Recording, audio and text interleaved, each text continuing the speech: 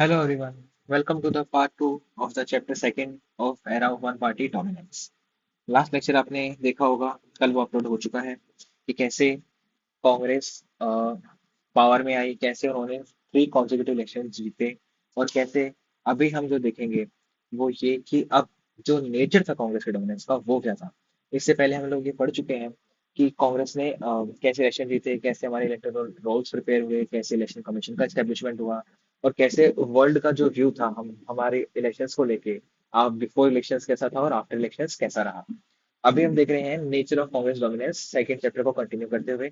तो इसके अंदर हम ये पढ़ेंगे कि हमारा जो नेचर था कांग्रेस डोमिनेंस का वो कैसा था, कि क्या वो एक बिल्कुल वन पार्टी की टायरनी थी, मतलब टायरनी मतलब एब्सोल्यूट रिजाइम था रूल का, कि वो ऑटोक्रेटिक होके रूल कर रहे हैं ना कि डेमोक्रेटिक होके। हम इसके बारे में ये पढ़ेंगे। तो हमें अब ये देखना है कि इंडियन एक्सपीरियंस के अंदर जो वन पार्टी डोमिनेंस है, जो चाइना के अंदर अभी चल रहा है, जैसे वहां पे जो वन पार्टी डोमिनेंस है वो इसीलिए डोमिनेंट है क्योंकि उसके अलावा वहां पे किसी पार्टी को अलाउड ही नहीं है कि वो एक पार्टी फॉर्मेशन हो सके। बट इंडिया में ऐसा नहीं था। इंडिया में मल्टीपल पार्टीज को अलाउड है अपनी पार्टीज फॉर्म करना, मल्टीपल कैंडिडेट्स एक की सीट से इलेक्शन लड़ सकते हैं। उसके बावजूद कांग्रेस वहां पे डोमिनेट रही। ये हमारे इंडिया का एक अलग फीचर था, इकलौता फीचर ऐसा था कि इतनी सारी पार्टीज होने के बाद में भी कांग्रेस ने इतने सालों तक अपना डेमोक्रेटिक रूल किया। वो इंडिया को एक यूनिक बनाता है। तो देखो, in some countries like China, Cuba, Syria, the constitution permits only a single party to rule the country. Some others, like Myanmar, Belarus, Egypt, Eritrea, are effectively one party states due to legal and military measures. Until a few years ago, Mexico, South Korea, and Taiwan were also effectively one party states. What distinguished the dominance of Congress party in India from all these cases was it happened under democratic conditions. तो यही India को अलग बनाता है बाकी state से, बाकी nation से, कि इंडिया के अंदर जो रूल था वो ऑटोक्रेटिक नहीं था, वो डेमोक्रेटिक था। क्योंकि वहां पे किसी भी पार्टी के थ्रू ये लीगल मैंडेट नहीं था कि आप पूरी कंट्री के अंदर हमारी पार्टी के अलावा कोई पार्टी ही नहीं बना सकते हो। ऐसा कुछ भी नहीं था। पार्टी फॉर्म हो सकती थी, कोई भी इलेक्शन लड़ सकता था। बट दूसरे स्टेट्स में ऐसा नहीं था। तो इसीलिए ये जो फ्री एंड फेयर इलेक्शन था, फेयर इसलिए क्योंकि हमने देखा था लूजर्स भी इस अपने डिफीट को एक्सेप्ट करे थे, उनको कोई प्रॉब्लम नहीं थी कि हम लोगों ने लूज करा है। बट उनको ये था कि हाँ, हमने अच्छे से फाइट करा। हमारी कंट्री के अंदर एक इंडिपेंडेंट डेमोक्रेटिक तरीके से इलेक्शन हुए। वुमेन्स ने वोट दिया, सभी ने वोट दिया, अब 50% वोटिंग हुई हमारी। और इससे हारे भी तो क्या हारे। ये एटीट्यूड रखना लाइफ में बहुत जरूरी होता है। इसका मैंने आपको कल समझाया भी था कि कैसे आपको ये पॉजिटिव एटीट्यूड रखना चाहिए। The roots of this extraordinary success of the Congress Party go back to the legacy of the freedom struggle. तो इस फ्रीडम स्ट्रगल से ही कांग्रेस पार्टी जो थी 1883 में बन गई थी। और वहां से ये काम करते आई अपने इंडिपेंडेंस के लिए। बहुत सारे लीडर्स इससे एसोसिएटेड हुए थे, जैसे कि जवाहरलाल नेहरू, महात्मा गांधी, बी आर अम्बेडकर, सरदार वल्लभ भाई पटेल, सारे के सारे लोग पहले जो एक वर्क करते थे, पर्टिकुलरली लाला लाजपत राय, बाल गंगाधर तिलक, चाहे कोई भी हो, वो कांग्रेस के अंडर में ही आके उन्होंने अपना ये स्टार्ट करा था। The Congress was already a very well organized party, and by the time the other parties could even think of a strategy, the Congress had already started its campaign. तो क्या कह रहे हैं हम, अब पढ़ रहे हैं कि कांग्रेस के जीतने का या फिर कांग्रेस के डोमिनेंस का रीजन क्या था, कि क्यों कांग्रेस ही इतनी बड़ी पार्टी बनी, तो कांग्रेस ने ही ये इलेक्शन जीता और क्यों वो कंटिन्यूसली ये इलेक्शन जीतती रही। तो सबसे पहला जो रीजन है वो यही है कि कांग्रेस पहले से इस्टेब्लिश हो चुकी थी 1883 से। और जो नई पार्टी इस्टेब्लिश हो रही है, सोशलिस्ट पार्टी, कम्युनिस्ट पार्टी, जब तक वो आइडिया भी लगाती कि इलेक्शंस कैसे होते हैं, कैसे हमें इसके लिए प्रिपेयर करना है, कैसे वोट्स मांगने होते हैं, कैसे कैंपेनिंग करनी होती है, तब तक कांग्रेस इस चीज के अंदर बहुत आगे थी। उसको पहले से पता था कि क्या चीज कैसे करनी है, कैसे हैंडल होती है सारी चीजें। तो ऑब्वियसली उनका एक डोमिनेंट पोजीशन रहना ही रहना है। By the time of independence, the party had not only spread across the length and the breadth of the country, as we had seen in the mess, but also had an organizational network down to the local level. तो second point इसका ये आता है कि कांग्रेस का जो organisation level का network था वो भी बहुत ज्यादा स्ट्रांग था। इसी वजह से भी उसको आगे जाने में हेल्प मिली थी। तो Congress as a social and ideological कोalition। अब देखते हैं कि कांग्रेस का एक सोशल और आइडियोलॉजिकल कोalition थी, कि कांग्रेस के अंदर क्या सिर्फ और सिर्फ एक ही आइडियोलॉजीज के लोग थे, एक ही टाइप की चीज को फेवर करने वाले या फिर उसके अगेंस्ट बोलने वाले लोग थे। आज हम ये पढ़ेंगे अभी।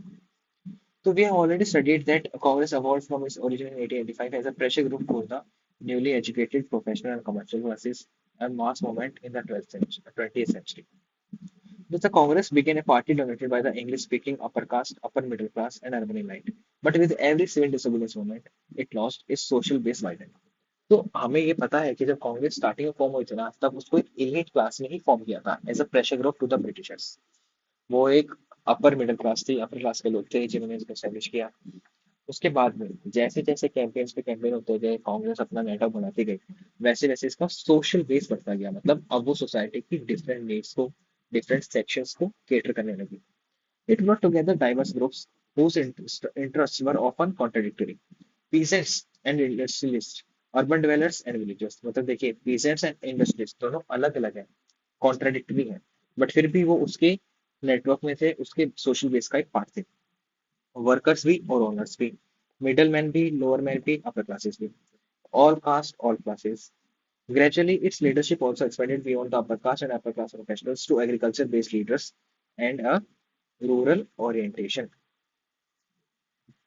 अभी आप मुझे ये देख के बताइएगा कि ऐसा कौन सा लीडर था, 1 मिनट का टाइम दीजिए और ये सोच के बताइए कि ऐसा कौन सा लीडर था जो एग्रीकल्चरल कम्युनिटी से आता था, जो एक थोड़ा सा लो बैकग्राउंड के लीडर थे, बट जिन्होंने एक मेजर रोल प्ले करा था आगे जाके इमरजेंसी के टाइम पे भी।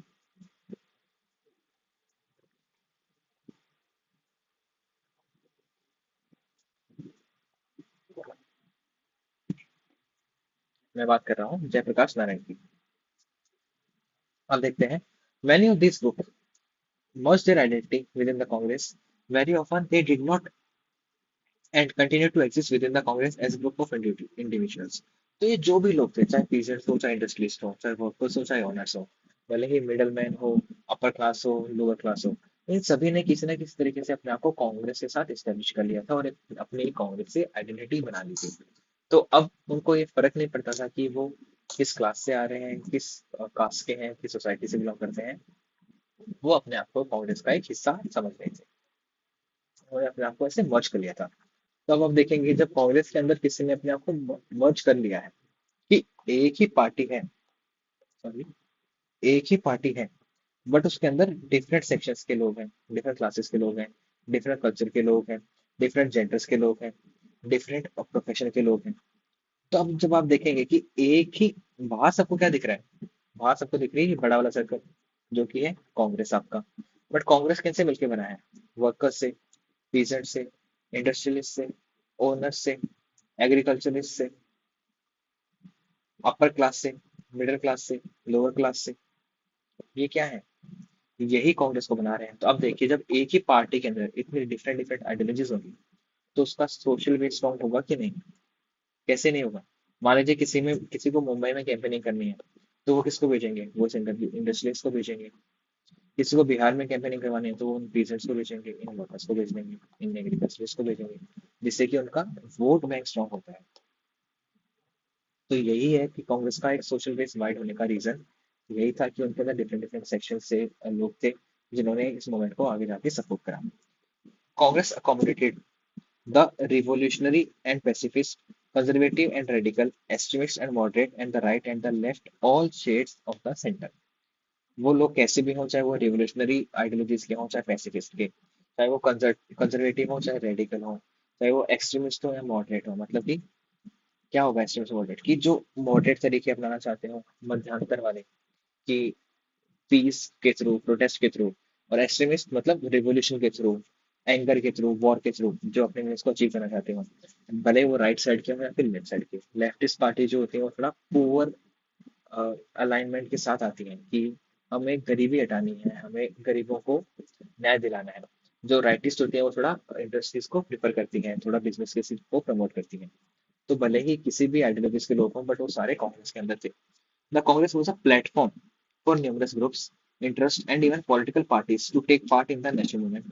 In the pre-independence days, many organizations and parties with their own constitution and organizational structure were allowed to exist within the Congress. Some of these, like the Congress Socialist Party, later separated from the Congress and become opposition parties। तो इसके बाद धीरे धीरे जैसे जैसे ये आगे बढ़ते गए, अब बाकी पार्टीज कांग्रेस से अलग भी होती गई। कि मान लीजिए अब अगर कोई राइटिस्ट पार्टी है तो वो उससे अलग हो जाएगी और वो भारतीय जनसंघ बना लेगी। कुछ और लेफ्टिस्ट पार्टी है जो सोशली ओरिएंटेड है, वो उससे अलग हो जाएंगे और सोशलिस्ट पार्टी बना लेगी। कुछ कम्युनिज्म को फेवर करती है तो वो अलग होकर कम्युनिस्ट पार्टी बना लेंगी। ये आगे आगे जाके बढ़ता जाएगा। फिर अब हम नेक्स्ट देखते हैं कि tolerance and management of factions. तो पहले हमें जरूरी है इस वर्ड का मतलब समझना। फैक्शन का मीनिंग क्या होता है? What is a faction? तो फैक्शन एक पार्टी के अंदर ही एक ग्रुप होता है। पार्टी के अंदर, पार्टी इनसाइड अ ग्रुप होता है of people who differ from the party view. Party के व्यू से, पार्टी की आइडियोलॉजी से वो डिफर करते हैं। तो उसको हम फैक्शन कहते हैं कि वो अलग हो जाते हैं, एक फैक्शन, एक टुकड़ा बन जाता है पार्टी का। तो टुकड़ा जो होता है उसकी अपनी सेपरेट आइडेंटिटी होती है, वही वो एक अलग होकर अपनी सेपरेट आइडेंटिटी बनाते हैं। देखिए, the coalition like character of the Congress give it N unusual strength. Coalition like character क्यों था? कोएलिशन क्या होता है? बहुत सारी चीजों से मिलके एक कोई चीज बनाना, वो होता है कोएलिशन। तो कांग्रेस में तो बहुत सारी चीजों से मिली हुई थी। किन किन से? एग्रीकल्चरिस्ट से, कम्युनिस्ट से, राइटिस्ट से, लेफ्टिस्ट से, इंडस्ट्रियलिस्ट से, ओनर से, पीजेंट से, ड्वेलर से, मॉडरेट से, एक्सट्रीमिस्ट से, रेडिकल से, पैसिफिस्ट से, सभी से मिलके एक उन्होंने कोलिशन बनाया हुआ है। Therefore, it has to avoid any extreme position and strike a balance in almost all issues. तो इसीलिए ये क्या कर सकते थे, ये किसी एक इश्यू के ऊपर अपफ्रंट होके स्टैंड नहीं ले सकते थे। क्योंकि अगर मान लीजिए कांग्रेस ने होल हार्टेडली एक लेफ्टिस्ट आइडियोलॉजी को फॉलो कर लिया, तो जब उसके अंदर राइटिस्ट पर्सन है उनको एजेंट फील होगा। वो ये सोचेंगे कि ये तो लेफ्टिस्ट होते जा रहे हैं, हमारे तो यहाँ पे इंडिपेंडेंट आइडेंटिटी नहीं है, तो हमें इनसे अलग हो जाना चाहिए। So anything that opposition wanted to say would also find a place in the program and ideology of the Congress. Secondly, in a party that has entire nature of coalition, there is a greater tolerance and internal differences ambitious of various groups and leaders are accounted. तो जब ऐसे कोalition होता है, बहुत सारे differences होते हैं, वो पार्टी के अंदर ही सुलझ जाते हैं। क्योंकि पार्टी के अंदर ही इतनी सारी वेराइटीज हैं आइडियोलॉजीज की, थिंकिंग की, कि वो अपने आप में ही अपनी बातों को सॉर्ट आउट कर लेती हैं। That is why even if a group was not happy with the position of the party or with its share of power, it would remain inside the party and fight the other groups rather than leaving the party and becoming an opposition. इसीलिए कांग्रेस के अंदर कुछ बहुत सारे सालों तक factions develop नहीं हुई थी, क्योंकि पार्टी का इतना वास्ट नेचर था, इतना बड़ा सोशल बेस था कि हर किसी को अपने व्यू के लिए कहीं ना कहीं जगह मिल जाती थी। तो उनको कभी अलग होने की जरूरत ही फील नहीं हुई। These groups inside the party are called factions. इन्हीं groups को हम factions कहते हैं। The coalitional nature of the Congress Party tolerated and in fact encouraged many factions. Some of these factions were based on ideological considerations. तो कुछ factions ideologies के ऊपर based थे, कुछ factions personal ambitions और rivalries के ऊपर based थे। मतलब किसी का ambition है कि मुझे मेंबर ऑफ पार्लियामेंट बनना है, मुझे सिर्फ एमएलए बन के नहीं रहना है, और अगर कांग्रेस में उसको जगह जगह नहीं मिल रही है तो वो उस पार्टी को छोड़ देगा, वो भी एक तरह का फैक्शन है। कुछ राइवलरीज होती हैं कि वो किसी और पार्टी में जाके हो जाते हैं, वो भी फैक्शन है। तो instead of being a weakness, internal factionalism became a strength of the Congress. Since there was a room within the party for various factions to fight with each other, it meant that the leaders representing different interests and ideologies remained within the Congress. तो इसीलिए जो अलग अलग लोग भी represent कर रहे हैं अपनी आइडियोलॉजीज को, वो कांग्रेस के अंदर ही रह के लड़ लेते थे अगर उनको लड़ना होता था, वो बाहर नहीं कर रहे थे। So most of the state units of the Congress were made up of numerous factions. These factions took different ideological positions, making the Congress appear as a grand centrist party. The other parties primarily attempted to influence these factions and thereby indirectly influence the policy and decision making of the margins. The system of factions functioned as balancing mechanism within the ruling party. Political competition therefore took place within the Congress. In that sense, the first decade of the American competition, the Congress acted both as the ruling party and as well as the opposition. तो अगर आपसे question पूछना होगा तो आपसे question ये बनाएगा इसी लाइन से कि in the first decade how would you summarize that the Congress party acted as both the ruling party and the opposition. और आपको रीजन यही देना है कि वो कैसे अपोजिशन भी खुद का खुद थी और रूलिंग भी खुद की खुद ही थी। क्योंकि वो अपने आप में पार्टी तो थी ही, बट उसके अंदर पार्टी में भी डिफरेंट आइडेंटिटीज थी जिनको उनकी जगह मिलती थी, जो अपनी बात मनवाते थे अपनी आइडियोलॉजीज को पुट फॉरवर्ड करके। तो आप देखते हैं इमरजेंस ऑफ अपोजिशन पार्टीज, अब कैसे इमरजेंस हुआ अलग अलग पार्टीज का। As we have noted above, it is not that India did not have opposition party during this period. While discussing the results of the election, we have already come across the names of many parties within the Congress. Some of these had into being even in the first general election of 1952. Some played an important part in the politics of the country in the 60s and 70s. All these opposition parties succeeded in gaining only a token representation in the Lok Sabha and the state assemblies. हमने देखा था कि अगर कांग्रेस को 365 seats मिली है तो किसी ने 336 seats, 1/10 of what the Congress achieve, वो भी नहीं हासिल किया था। तो उनको सिर्फ और सिर्फ एक टोकन रिप्रेजेंटेशन ही मिला था अब तक। वो किसी मेजोरिटी पावर में नहीं आई थी, कुछ ना कुछ एक दो स्टेट्स को छोड़ के। हमने स्टेट्स कौन सी पढ़ी थी? एक तो केरला थी और एक ट्रावणकोर थी, जम्मू कश्मीर भी थी और नेपाल थी। Yet their presence played a crucial role in maintaining the democratic character of the system. But ऐसा नहीं था कि उनका कोई रोल नहीं था। उन्होंने रोल क्या निभाया कि उन्होंने अपने डेमोक्रेटिक कैरेक्टर को संभाल के रखा अपनी कंट्री के। This kept the ruling party under check and often changed the balance of power within the Congress. In early years, there was a lot of mutual respect between the leaders of the Congress and those in the opposition, जो कि आजकल हमें वैसे ही दिखती है। The interim government that ruled the country after the declaration of the independence and the first generation included opposition leaders like Dr. Ambedkar, Shyam Prasad Mukherjee in the cabinet. तो जो interim government ही बनी थी, यानी कि doctor B are Ambedkar अपने आप को ideologically या फिर पर्टिकुलरली कांग्रेस पार्टी से नहीं ना करते हो, बट फिर भी वो एक बार तो हिस्सा बन के ही रहे थे, उनके साथ ही काम करा था। और इंडिपेंडेंस से पहले अपोजिशन लीडर्स की रिस्पेक्ट वही रहती थी जो उनकी कैरेक्टर की है, जो उनकी स्ट्रेंथ्स की है, ना कि इसके ऊपर बेस होती थी कि वो कौन सी पार्टी से कौन सी आइडियोलॉजी से बिलोंग करते हैं। डॉक्टर अम्बेडकर किसी भी आइडियोलॉजी को मानते हो, बट अगर वो एक गुड लीडर है, वो एक अच्छे सपोर्टर है नेशन के, वो एक अच्छे लॉ मेकर है, तो उनको वहां पे जगह दी गई थी। और डॉक्टर बी आर अम्बेडकर ही हमारी कॉन्स्टिट्यूशन असेंबली के ड्राफ्टिंग कमेटी के चेयरमैन थे, and invited social leaders like Jayaprakash Narayana to join this government. This kind of personal relationship with and respect for political adversaries declined as the party competition grew more intense. तो जैसे जैसे ये party competition बढ़ता गया आगे, ये जो respect थी पर्सनल वाली, ये कम होती गई लोगों के बीच में। Thus, the first phase of the democratic politics in our country was quite unique. The inclusive character of the national movement led by Congress enabled it to attract different sectors, groups, and interests, making it a broad-based social and ideological coalition. The key role of the Congress in the freedom struggle thus gave it a head start over others. तो first phase जो हमारा था 1950 से लेके 1970 65 तक का, ये 15 years का, इसके अंदर कांग्रेस को एक हेड स्टार्ट मिला था। किस वजह से मिला था? हमने देखा था कि वो 1885 से एक कोalition, एक party as a pressure group work कर रही है, तो ऑब्वियसली इनका सोशल बेस अच्छा बना हुआ था। जब 1950s के अंदर दूसरी पार्टीज को पता भी नहीं था कि हम कैसे इलेक्शन लड़ेंगे, कैसे पार्टी फॉर्म करेंगे, तब तक इनको ऑलमोस्ट ऑलमोस्ट 65 ईयर्स का एक्सपीरियंस हो चुका था अपनी पार्टी चलाने का। तो इस वजह से कांग्रेस का एक बड़ा सोशल बेस था, उसके अंदर different ideology, different sections of society, different class of society के लोग भी शामिल थे, जो कि इसको एक यूनिक कैरेक्टर देते थे। ये अपने आप के अंदर इस वजह से एक रूलिंग पार्टी बन जाती थी और एक अपोजिशन भी बन जाती थी। So, thus the Congress dominance constitutes only one phase in the politics of the country. We shall come to the other phases in the later part of the next. अगला फेज जो आएगा, अब कांग्रेस का जैसे जैसे डिक्लाइन होता है, अभी हमने पढ़ा एरा ऑफ डोमिनेंस एक्सेट्रा, वो डिक्लाइन ऑफ द कांग्रेस। तो अब वो भी देखेंगे कैसे कांग्रेस का धीरे धीरे डिक्लाइन होगा, कैसे वो धीरे धीरे पावर से हटने लगी। तो आई होप आपको ये चीज समझ में आ गई होगी, पसंद आई होगी। और फर्स्ट पार्ट आपको ये देखना है, उसी के बाद आपको ये सारी चीजें समझ आएंगी।